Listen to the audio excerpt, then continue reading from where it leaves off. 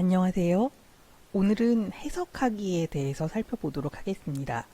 지금 살펴볼 부분은 웨그먼이라고 하는 작가에 대해서 실제로 이제 어떤 해석들이 일어났는가에 관련된 부분인데요. 다들 웨그먼이라고 하는 작가를 잘 모르실 테니까 작가 소개부터 먼저 하도록 하겠습니다.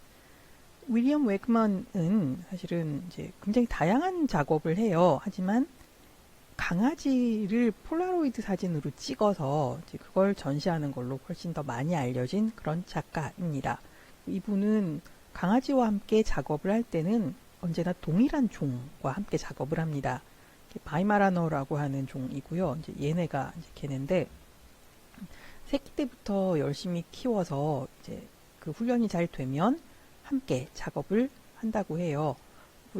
그 아이들의 이름이 굉장히 유명한 이제 그 예술가들, 뭐 예를 들어 만레이라거나 뭐 이런 이름들이 붙어서 사람들은 이제 또 이렇게 즐겁게 하기도 했는데, 이 작가는 굉장히 친숙한 이미지 혹은 보자마자 딱 알 것 같은 이런 이미지를 많이 활용하고요.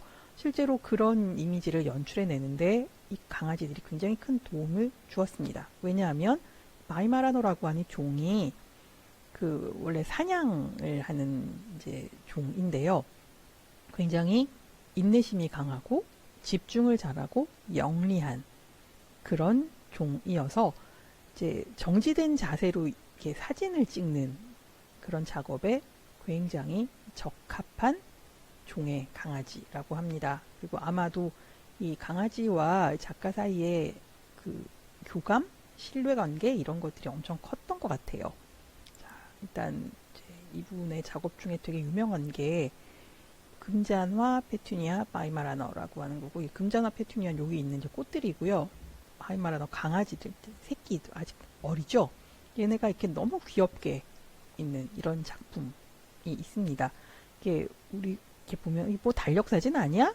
라고 생각하기 쉬운데, 이처럼 이분은 굉장히 이제 보자마자 이거라고 하는 이미지들을 활용을 해서 이게 뭐 대단한 작업인가?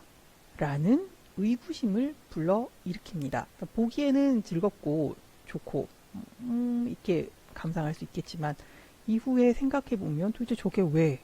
라는 생각을 하게 되는 거죠.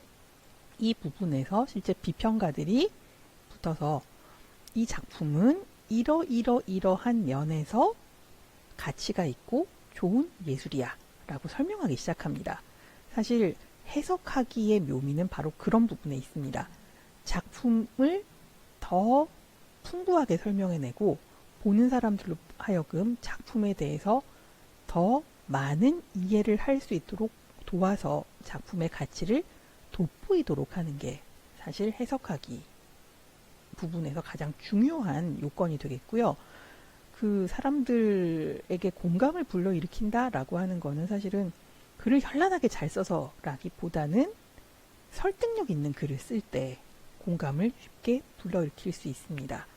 설득력 있는 글을 쓴다라는 거는 논리적 혹은 논증적 글쓰기가 되어야 한다는 거고요. 그런 부분에서는 필수적으로 미학 이론이라거나 아니면 미술 이론이라거나 이런 이론들이 들어올 수밖에 없습니다. 그래서 사실 비평문 쓰기에 있어서 해석하기 부분이 제일 어려운 부분 중에 하나입니다.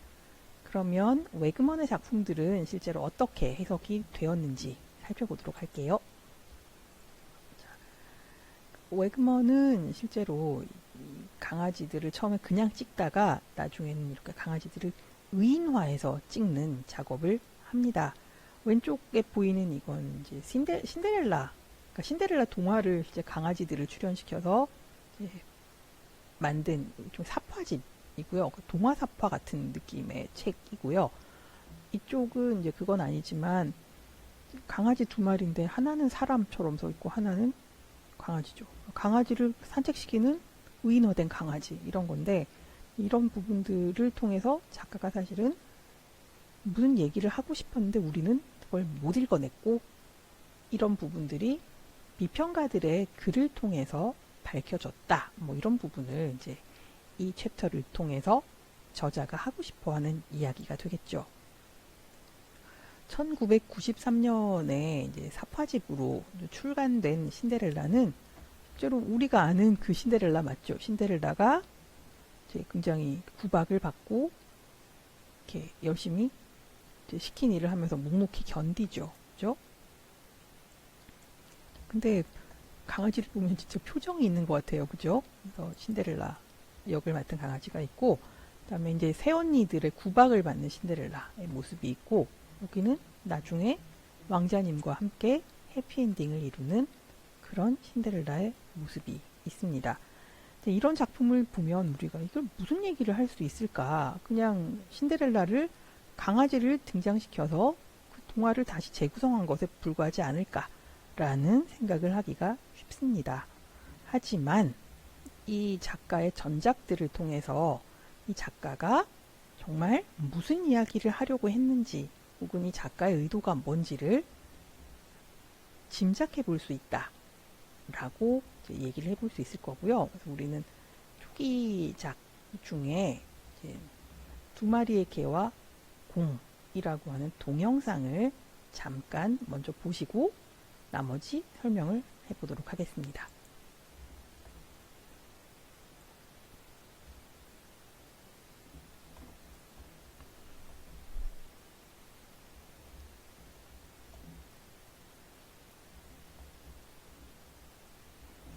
생각보다 오래 걸리네요.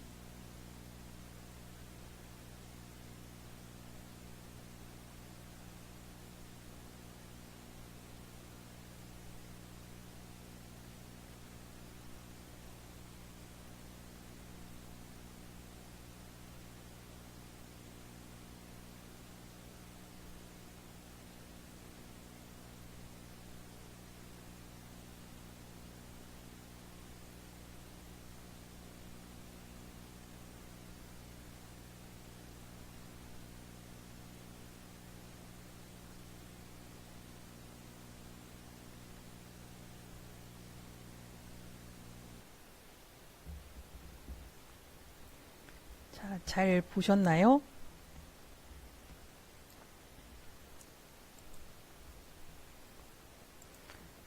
자, 이 작품은 1972년에 이제 녹화된 작품이고요. 사실 그 소리도 없고 보면 처음에 약간 지루할 수 있는데 나중에 되게 훈훈하게 끝나잖아요. 너무 귀엽게, 그죠? 공이 딱 이렇게 나오면서 아, 저걸 보고 쟤네가 그랬구나라고 알 수 있도록. 근데 사실 이거는 그 어떤 작품에 대한 일종의 패러디예요. 그 작품은 뭐냐면 1962년인가 3년인가에 앤디 워홀이 만들었던 잠이라고 하는 슬리핑이라고 하는 작품에 대한 패러디예요. 그럼 앤디 워홀은 뭘 했는가? 이제 잠자는 걸 되게 좋아하는 친구를 실제로 친구 자는 걸 6시간인가 8시간을 정말 실시간으로 찍은 거예요. 그리고 그걸 영화라고 내놨어요.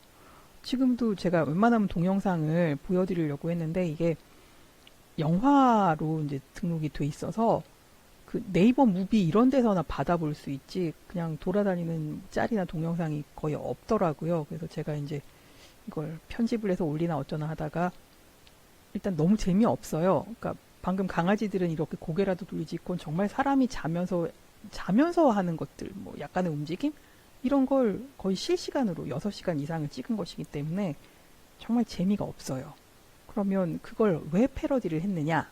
여기서 이제 작가의 어떤 의식이 드러나는데 사실 1950년대, 60년대, 70년대를 지나가면서 미국 미술이 다들 너무 어려운 이야기들로 이렇게 막 그 포장이 되더라는 거죠.